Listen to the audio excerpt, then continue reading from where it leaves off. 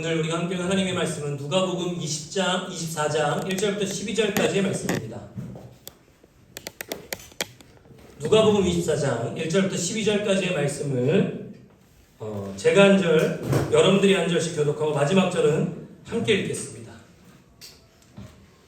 이래 첫날 이른 새벽에 여자들은 준비한 향료를 가지고 무덤으로 갔다.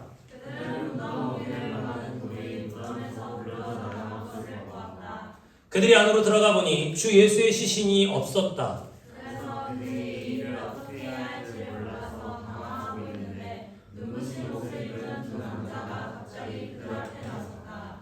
여자들은 두려워서 얼굴을 아래로 숙이고 있는데 그 남자들이 그들에게 말하였다. 어찌하여 너희들은 살아계신 분을 죽은 사람들 가운데서 찾고 있느냐? 그분은 여기에 있지 않고 살아나셨다. 갈릴리에 계실 때에 너희들에게 하신 말씀을 기억해와. 인자는 반드시 죄인의 손에 넘어가서 십자가에 처형되고 사흘째 되는 날에 살아나야 한다고 하셨다. 여자들은 예수의 말씀을 청하였다. 그들은 무덤에서 돌아와서 11 제자와 그 밖에 모든 사람에게 이 모든 일을 알렸다. 이 여자들은 막달라 마리아와 요한나와 야고보의 어머니 마리아이다. 이 여자들과 함께 있던 다른 여자들도 이 일을 사도들에게 말하였다. 그러나 사도들에게는 이 말이 어처구니 없는 말로 들렸으므로 그들은 여자들의 말을 믿지 않았다.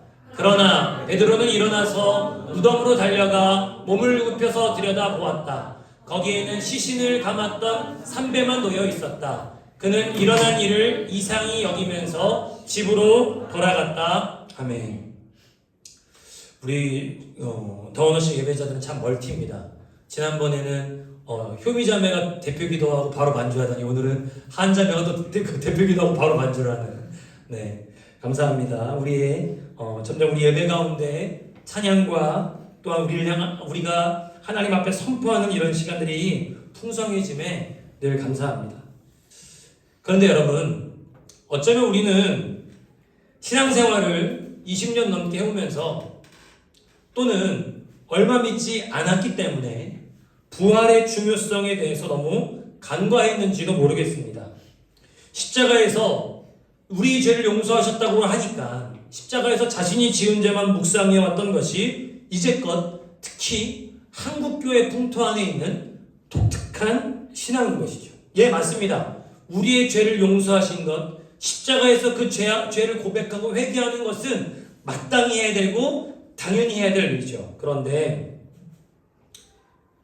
그 죄로, 십자가 앞에서 드러나는 그 죄로 우리가 신앙생활하는 동안 죄책감과 우리의 모자람만 드러내왔던 모습들에 휩싸여 있었다면 그건 어떻게 보면 우리 신앙이 반쪽짜리였을지도 모르겠습니다. 여러분, 신앙생활을 해오고 얼마 예수를 믿은 지 얼마 되지 않았던 여러분들, 이 자리에 함께서 우리가 그 신앙생활을 해오고 교회에서 있는 동안 혹시 여전히 내 안에 갇혀서 내 모습, 내 연약함, 내 죄, 나의 상처, 나의 모든 그 부족한 부분들에 갇혀서 그것들만 바라보고 묵상하고 거기에 주저앉아 있었다면 여러분, 그건 기독교 신앙이 우리에게 주고자 하는 게 결코 아닌 것이죠. 예, 십자가 노래를 결론 짓습니다. 의인은 없나니 하나도 없다고 말이죠. 스스로 구원할 가능성이 우리 안에 전혀 없다라고 한 뜻입니다. 예, 여기까지 이르면 우리 못하는 거 맞습니다. 부족한 거 맞고요. 모자란 건 맞습니다. 그러나 십자가에서 끝나버렸다면 그리스도교는 완성될 수 없었습니다. 십자가에서 멈추셨다면 예수는 그리스도요 구원자가 되실 수 없었을 겁니다. 그저 예수의 그 죽음은 마치 악법도 법이다 그러면서 독배를 든 소크라테스처럼 위대한 한 사람의 세계사 속의 인물 정도로만 기억됐을 것이죠. 그런데 그 십자가가 무엇으로 완성됐기 때문에? 부활로 완성됐기 때문에 예수께서 그리스도, 구원자, 메시아가 되실 수 있었던 겁니다. 완벽한 마침표가 무엇이냐? 바로 부활인 것이죠. 부활은 그래서 너무나 중요합니다. 부활은 그래서 너무나도 큰 힘과 능력이 됩니다.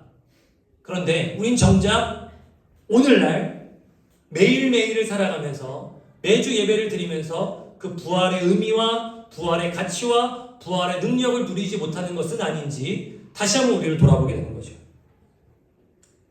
동시에 부활이 마침표가 되다 보니까 여러분 무슨 일이 있었냐면 예수께서 십자가에서 죽으시고 부활하시고 승천하시고 성령이 임재하셔서 교회가 생겨나서 벌써 교회 역사가 2000년이 됐습니다.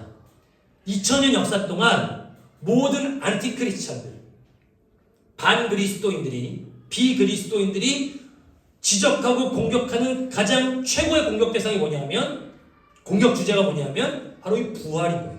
그래, 이집트의 10가지 재앙도 내가 믿겠어. 홍해도 갈라졌을 수 있겠지, 기상이변으로. 그래, 오병이어, 오병이어가 진짜 예수께서 띄워주신 게 아니라 그 사람들이 감동해갖고 서로 나눈 거 아니지 않겠어? 얼마든지 있을 수 있어. 너희들이 짜낼 수 있어. 그런데 부활만큼은 내가 인정할 수 없어. 이게 안티크리스찬들의 공통적인 고백이었어요. 이 부활의 허구를 무너뜨리려고 했습니다. 그러니 거꾸로 말하자면 우리 그리스도교 신앙, 기독교 신앙은 이 부활을 기반으로 하고 있다고 해도 과언이 아닐 것입니다. 예수는 역사다라는 책을 쓴 리 스트로벨이라는 사람이 있는데요. 그 사람은 시카고 트리뷴지의 법조 전문 기자였습니다. 어느 날 그 가정안에 일어난 일들 때문에 자신의 아내가 독실한 신앙을 갖게 된 거예요.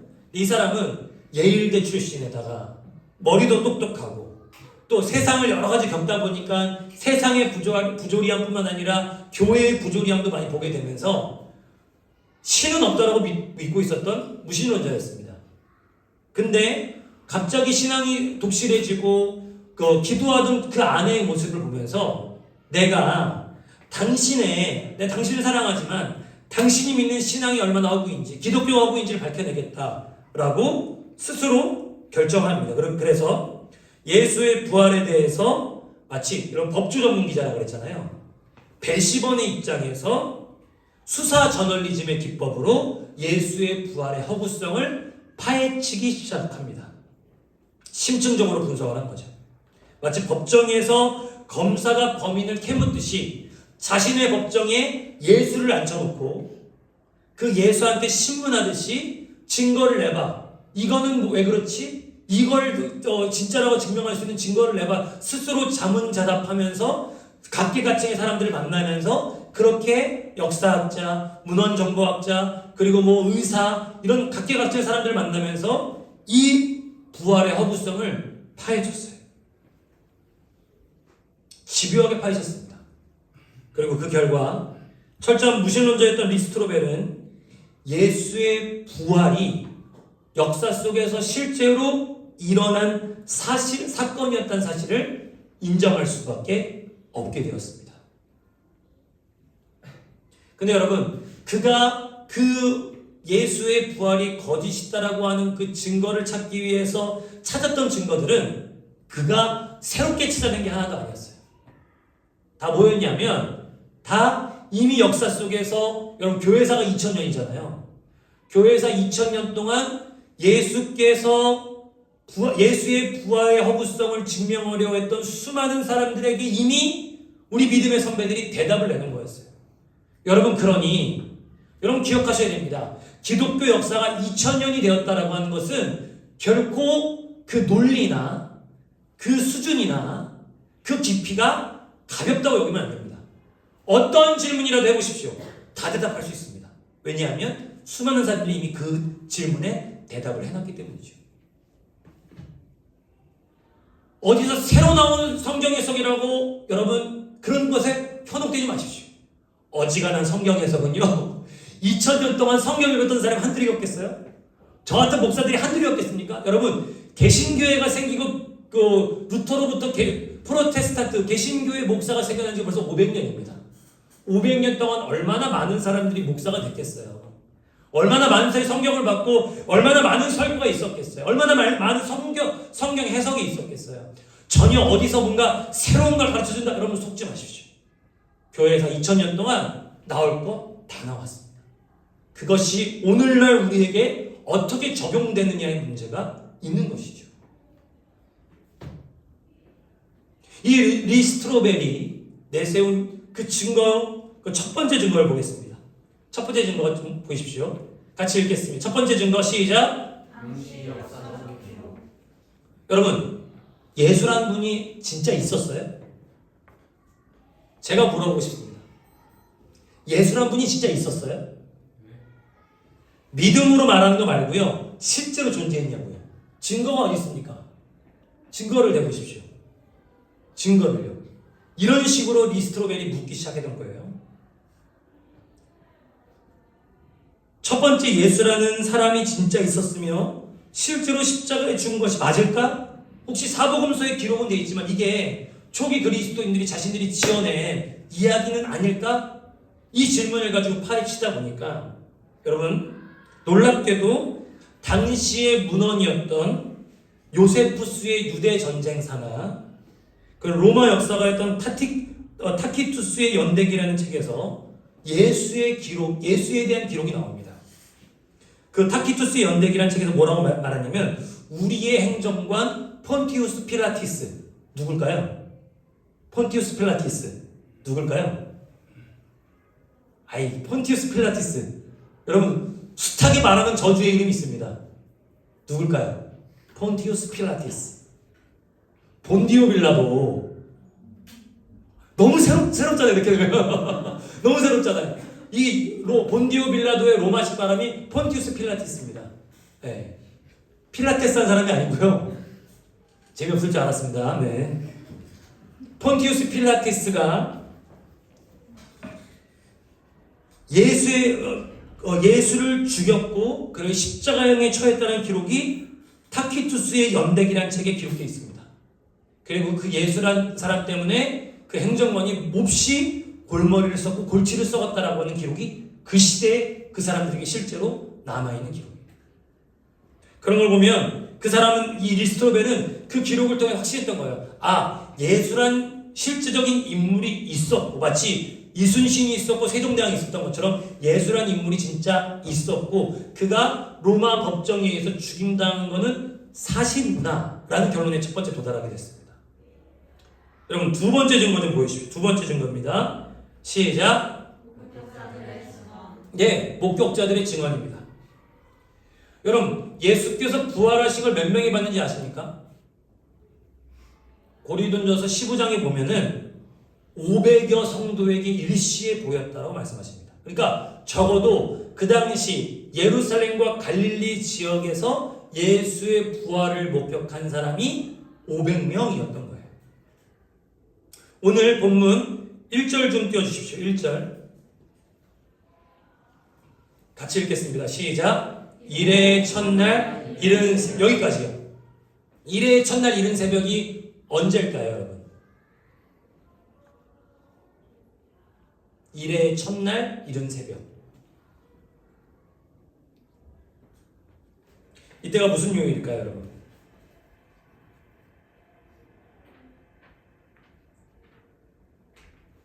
찍어도 돼요? 네, 찍어도 되죠. 토요일이요. 네. 토요일이다. 또 다른 분들은? 월요일이요. 네, 또 다른 분들은? 화요일. 네, 다 나오겠네요. 7일 다 나오겠네요. 자, 토요일, 월요일, 화요일 나왔습니다. 정답 있나요? 네, 정답 있나요? 정답은 있죠. 와, 여기 중에 없어요. 일의 첫날 이른 새벽. 금요일. 네. 자, 7개 중에 4개가 나왔어요. 토요일, 월요일, 화요일, 금요일. 자, 이제 안 나온 게 일요일, 수요일, 목요일. 자, 일요일, 수요일, 목요일 중 한 사람 없어요. 여러분, 일의 첫날 새벽이 된다는 것은 여러분, 왜 우리가 성금요일을 지켜요? 성금요일 왜 지킵니까, 여러분? 그냥 금요일날 뭔가 우리 육신의 피로가 확 몰려와서 금요일쯤에는 은혜를 받을 수 있을 것 같으니까 성금요일 지키는 건가요? 예수께서 십자가에 달리신 요일이 금요일입니다. 왜 금요일날 유대인들이 예수를 십자가에 못 박으려고 법정에 밀어넣었을까요? 토요일이 그들의 안식일이었기 때문에. 안식일에는 사람을 벌하거나 법정에 집어넣거나 할 수 없기 때문에 금요일날 해가 지기 전에 억지로 밀어넣고 예수께서 금요일 해가 지기 시작하면 안식일이 시작이기 때문에 안식일 시작되기 전에 죽은 걸 확인하고 급하게 장사 지냈던 거예요. 그러니 이래 예수께서 금요일날 돌아가시고 7일째 되는 날은 안식이라서 제자들도 대제사장 무리도 아무도 안 움직였고요. 이래가 지난 첫날, 그러니까 무슨 날? 주일 아침 이른 새벽에 여자들이 예수의 시신에 향료를 발라갖고 부패되지 않게 하려고 그러고 찾아갔던 겁니다. 그 무덤으로. 이해가 되시죠? 그러니까 일요일 아침 새벽에 있었던 일이에요. 이때로부터 40일 동안 예수께서는 부활의 몸으로 활동을 하셨고 그때 봤던 사람들이 500명이에요. 500명이 집단으로 미쳤거나 아니면 예수를 따르던 500명이 입을 맞춰서 서로 거짓말로 서로 짰다. 이런 결론도 충분히 있을 수 있잖아요. 근데 당시에는 이렇게까지 실제로 비아냥거렸었습니다. 저것들 예수님 죽고 흩어질 것 같으니까 거짓말로 하는 거야. 서로 다 짠 거야. 집단으로 미친 거야. 그런데 그 부활의 목격자들이 그 증언을 멈추지 않습니다.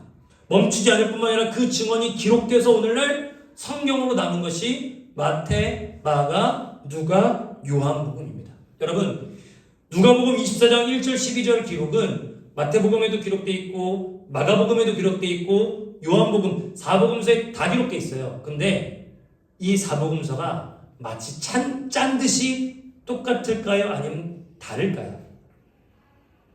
다 달라요. 오히려 다 똑같은 기록이었으면 얘네들이 짰다라고 하는 문헌 그 검증하기 위해서 그렇게 한다고 그러더라고요. 다 똑같았으면 다 짰다라고 했을 텐데 마태, 마가, 누가, 요한복음의 표현이 어떤 복음서에는 천사가 하나라고 하기도 하고 어떤 복음서에는 천사가 둘이라고 하기도 합니다. 어떤 복음서에서는 베드로만, 오늘 본문 보면 베드로만 달려가서 무덤을 봤다고 하는데 요한복음은 베드로와 요한이 같이 달려가서 봤다라고 그렇게 얘기합니다. 오히려 각자의 입장과 각자의 차원에서 봤던 것들을 다 좀씩 다르게 기록했기 때문에 오히려 이것이 사실이라고 증명이 됐습니다. 그리고 여러분, 어지간한 거짓말이면 금방 들통납니다. 2000년 동안 올 수 있는 거짓말이 있어요. 그리고 그 2000년 동안 어떤 예수의 부활이 거짓말이 아니라는 사실이 바로 세 번째 증거입니다. 세 번째 증거 좀 보여주십시오. 같이 읽겠습니다. 시작. 빈 무덤. 원래 십자가형은 여러분 누구한테 하는 거죠? 로마 제국에서 로마 제국에 반발하는 반역자들한테 내리는 것이 바로 십자가형입니다. 그렇기 때문에 원래는 이 사람들이 죽을 때까지 십자가에 매달아 놓고, 그래서 여러분 옛날에 패션 오브 크라이스트 같은 거 보면은 옆에서 막 소리 지르고 있었던 우평강도 좌평강도 이렇게 둘이 있잖아요. 사실 이 사람들도요 강도가 아니라요 단순히 뭐 이렇게 칼 들고 야 본대나 이런 게 아니라 이 사람들도 테러리스트였어요. 반역자들이었습니다. 그래서 십자가에 똑같이 매달린 거거든요. 근데 그 중에 한 사람의 눈을 까마귀가 쪼아먹는 장면이 나옵니다. 패션 오브 크라이스트 보면 그만큼 들짐승들한테 처참하게 뜯겨 먹으라고 내버려뒀던 게 십자가에 매달아온 형의 본질적인 모습이었습니다. 그런데 예수께서는 십자가에서 해가 떨어지기 전에 숨을 거두셨고, 그리고 그것이 사람들의 요청에 의해서 동굴 무덤에 장사되셨다라고 사복음서에 공히 기록하고 있습니다. 근데 여러분, 누구의 무덤에 장사됐는지 혹시 아세요? 누구의 무덤에 장사된지 아세요? 네. 아리마대 사람 요셉이란 사람의 개인 묘에, 개인 매장지에 그 사람이 선뜻 내줘서 했습니다. 이 사람 또한 이 리스트로벨이라는 이 기자가 꾸며낼 수 없다는 사실을 알았어요. 왜냐하면 이 사람은 전에 말씀드린 적 있죠. 사두개인, 바리새인 36명씩 72명이 사내들인 공회라고 하는 이스라엘의 정치와 종교를 결정하는 우리로 치면 국회 같은 게 있다고 말씀드린 적이 있었습니다. 이 아리마대 사람 요셉이 72명의 이 공의회 회원 중 한 사람이었던 거예요. 그 사람의 역사적 기록이 분명히 남아있는 거죠. 그러니까 이것 또한 그리스도인들이 가상의 인물을 만들어 놓고 그렇게 할 수 없겠다라고 하는 결론에 도달하게 됐습니다. 이 아리마대 사람 요셉이 예수님을 밤중에 찾아왔던 니고데모와 함께 숨겨진 스스로를 드러내지 않았던 예수님의 지지자들이었던 거죠. 그래서 이 빈 무덤, 아리마대 사람의 개인 매장지를 내놓고 예수의 무덤을 거기에 삼았는데 그것이 빈 곳이 되었다라고 하는 그 기록이 거짓이 아닌 것으로 아리마대 사람 요셉의 존재로 증명이 됐습니다. 뿐만 아니라 이 기록 때문에 이 빈 무덤이 그 당시에 굉장히 골칫거리가 됐다는 것을 알게 됐습니다. 우리 마태복음 28장 말씀입니다. 같이 읽겠습니다. 시작. 여자들이 가는데 경비병 가운데 몇 사람이 성 안으로 들어가서 일어난 일을 모두 대제사장들에게 보고하였다. 대제사장들은 장로들과 함께 모여 일어난 끝에 병사들에게 은돈을 많이 집어주고 말하였다. 예수의 제자들이 밤중에 와서 우리가 잠든 사이에 시체를 훔쳐갔다 하고 말하였다. 이 소문이 천국의 귀에 들어가게 되더라도 우리가 잘 말해서 너희에게 아무 해가 붙이지 않게 되었다. 그들은 그를 받고서 시키는 대로 하였다. 그리고 이 말이 오늘날까지 유대인 사이에 널리 퍼져 있다. 여러분, 왜 대제사장 무리가 무덤을 지키던 경비병들을 여러분 생각해 보십시오. 왜 무덤에 경비병들이 있죠? 아니 무덤 죽은 사람을 무덤에 왜 경비병이 있을까요? 유빈자매 웃는 거 보니까 혹시 답을 알고 있습니까? 부활을 할 거라는 이야기를 계속하셨으니까 네. 사람들이 와서 네. 시신을 가져가서 네. 없어진 걸 보니 부활한 거다라고 말하지 못하게 하려고. 혹시 이걸 성경에 보고한 겁니까? 아니면 혼자 추리입니까? 아까 설교 시간 아 들었어요. 맞아. 태용사 설교하셨죠. 네, 그러니까요. 내가 하놓고도 내가 아까 전에 무슨 설교하셨구나. 네. 맞아요. 이 사람들은 바리새인과 사두개인과 종교지도자는 뭐라고 생각했냐면 저 예수라는 작자가 허구한 날 부활한다. 자기 3일 만에 부활할 것이라 얘기했기 때문에 분명히 저 예수의 제자들이 예수의 시신을 가져갔다가 부활했을 것이라고 떠들고 다니면 어떻게? 그러니 본디오 빌라도한테 폰티우스 필라테스한테 부탁한 겁니다. 병사 몇 명은 박아놓고 지키게 해주십시오. 그리고 그 무덤을 동굴 무덤을 큰 바위로 막아주십시오 하고 막았던 겁니다. 꽁꽁 묶어서 바위로 막아두고 그 앞을 경비병들이 지키고 있었습니다. 근데 여러분 오늘 본문 11절 보십시오. 오늘 본문 11절입니다. 오늘 본문 11절이요. 같이 읽겠습니다. 시작. 그러나 사도들에게는 이 말이 어처구니 없는 말로 들렸으므로 그들은 여자들의 말을 믿지 않았다. 여자들의 말이 뭐죠? 예수께서 부활하셨다고 천사들이 말했다는 거잖아요. 세상에 예수의 대적자들은 예수의 부활의 이야기들을 가슴 깊이 새기고 있다가 혹시라도 시체가 없어질까봐 믿진 않았지만 시체가 없어질까봐 돌도 막아놓고 경비병도 세워놨는데 예수의 제자들 사도들이 어떻게 했다고요? 야 말도 안 되는 소리 좀 하지 마. 빈 무덤. 근데 베드로가 달려가서 보니 진짜로 무덤에 예수의 시신이 없었더라.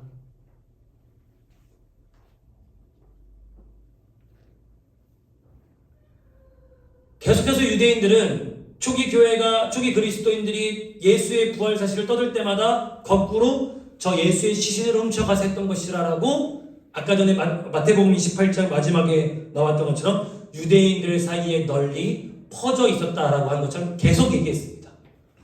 부활의 소식을 전할 때마다 거꾸로 저 사람들이 다 시신을 훔쳐간 거야 라고 했던 것이죠.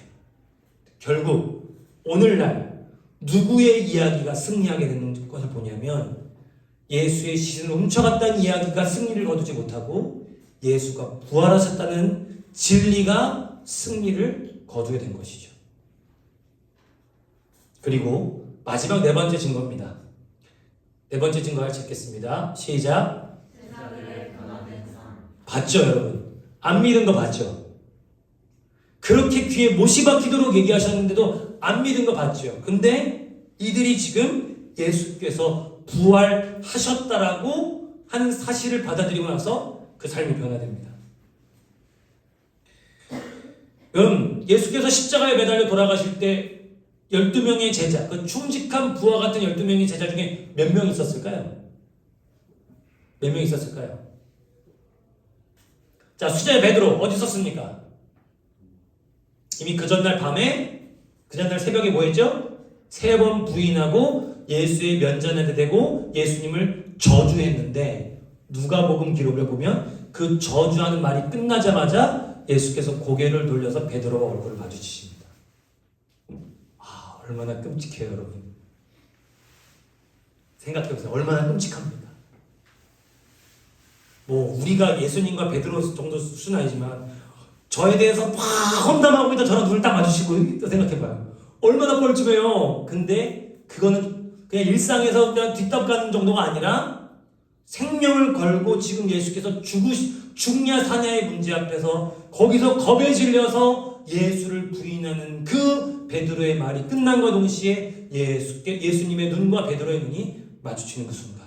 자, 돈계를 맡았던 가룟 유다 어디 있습니까? 스스로 자책하고 받았던 돈계를 제사장들한테 던져버리고 목숨을 스스로 끊습니다. 나머지 10제자 어디 있습니까? 그러면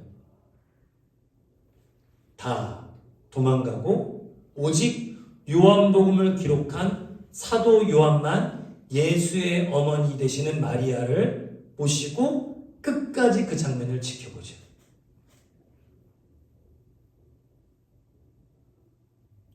진짜 충성이 뭡니까, 여러분? 진짜 복종이 뭘까요? 진짜 순종이 뭘까요? 죽는 데까지 함께 가는 게 순종 아닙니까? 충성 아니에요? 그게 사랑 아니에요?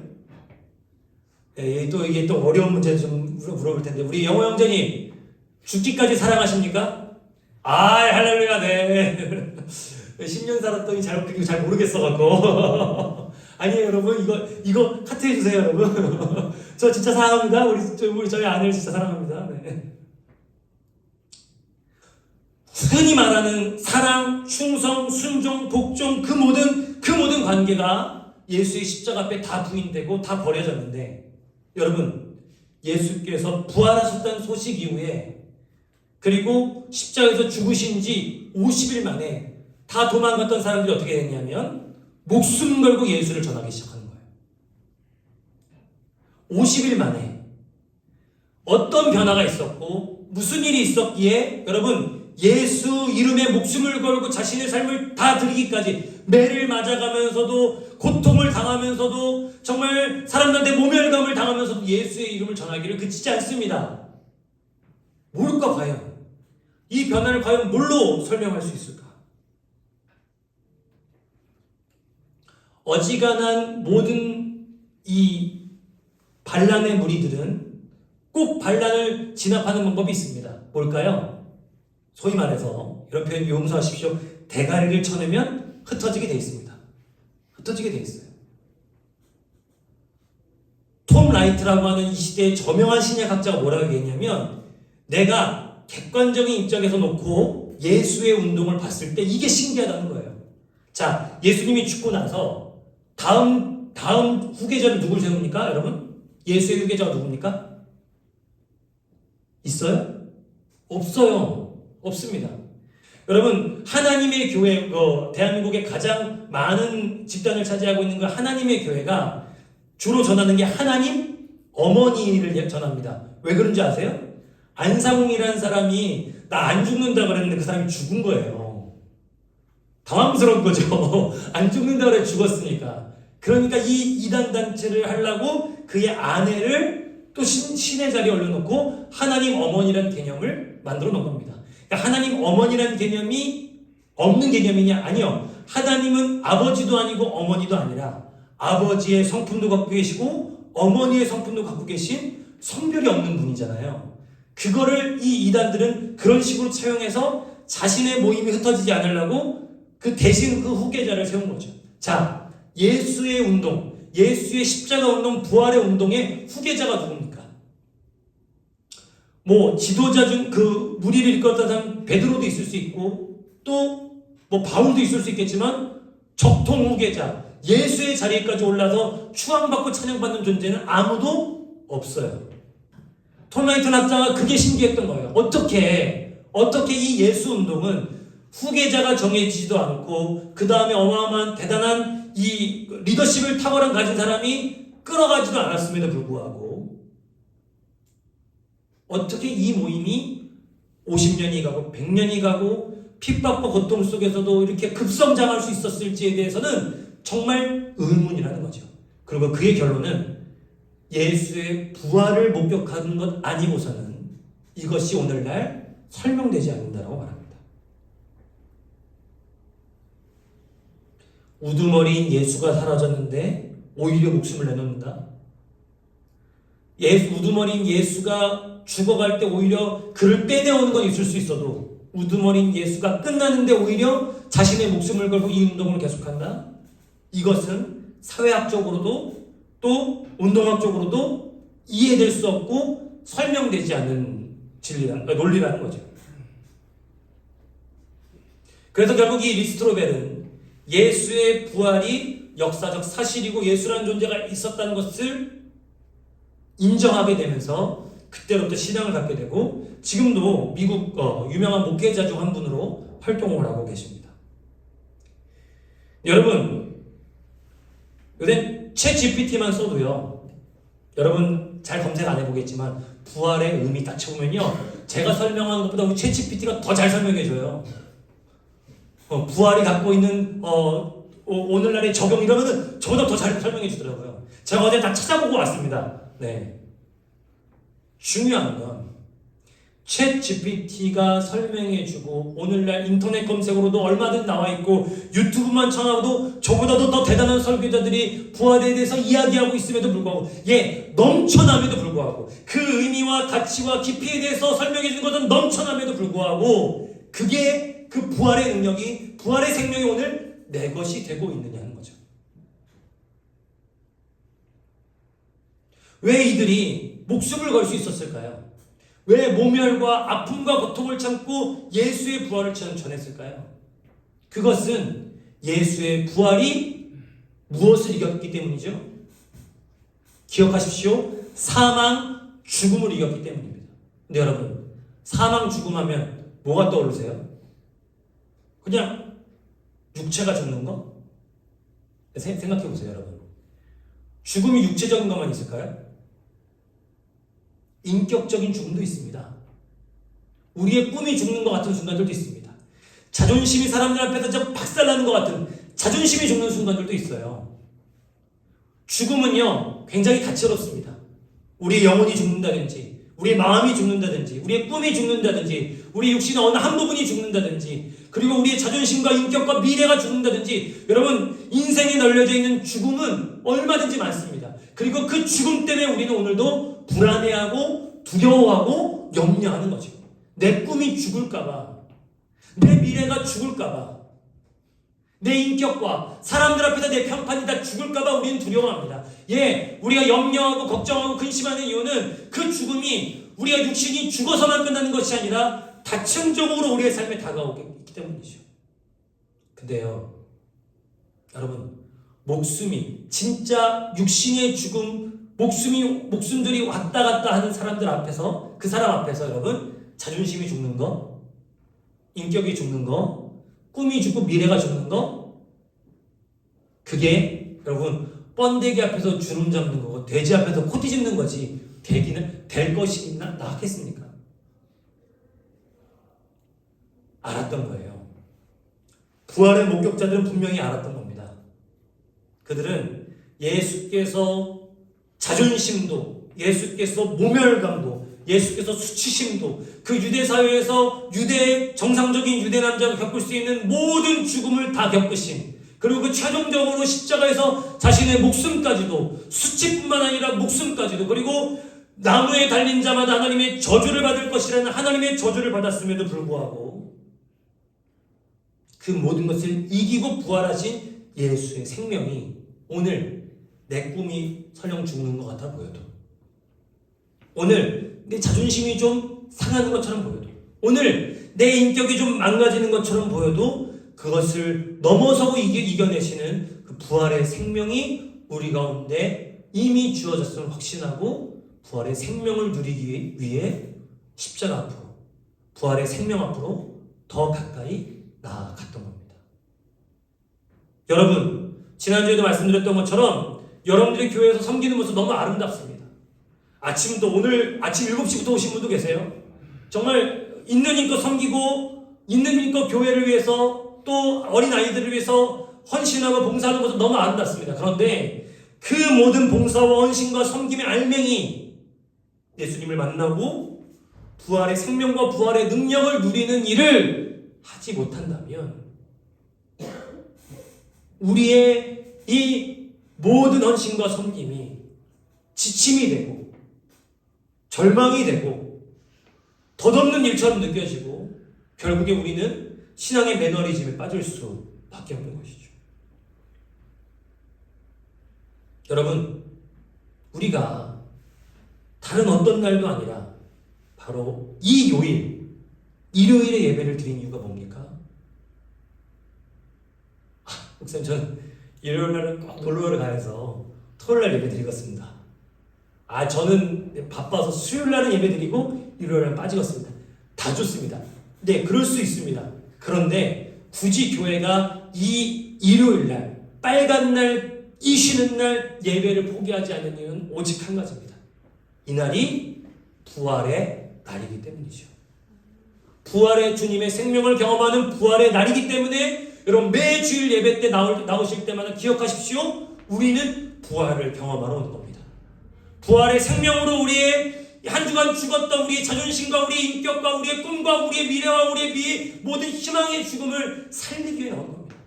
우리 육신의 죽음과 같은 부분도 주 예수의 생명으로 살리기 위해서 나오는 겁니다. 오늘 예배드리는 이유, 우리가 헌신하고 섬기는 이유, 우리의 모든 삶에서 오직 주님께 붙잡고 주님과 동행해야 될 유일한 이유는 십자가에서 우리의 연약함만 탓하고 우리의 환경만 탓하고 우리의 모자람만 묵상하고 있는 것이 아니라 그것을 모두 다 뛰어넘으시고 하나님의 능력으로 채우시는 부활을 매일매일 경험하기 위해서, 특별히 이날 하나님께 온전히 예배하는 날 그 부활을 경험하기 위해서. 여러분, 목격자들 뿐만 아니라 목격자들에게만 끝인 것이 아니라 부활은 오늘 예수를 실제로 눈으로 보고 손으로 만지고 직접 만나 뵙지 못하는 우리에게까지도 체험될 수 있는 여전히 살아있는 영역입니다. 그러니까 기억하시고 또 곱씹으면서 매 주일마다 매 순간마다 나의 인격과 나의 자존심과 나의 꿈과 나의 미래와 나의 희망이 죽는 것 같은 그런 순간들마다 주님, 나를 살려주십시오. 나의 삶의 나의 미래의 부활을 경험하게 해주십시오. 나를 다시 한번 생명력으로, 주님의 생명력으로 채워주시옵소서라고 주님 앞으로 달려나가는 우리 더너식 예배자들 되시기를 주님의 이름으로 축복합니다.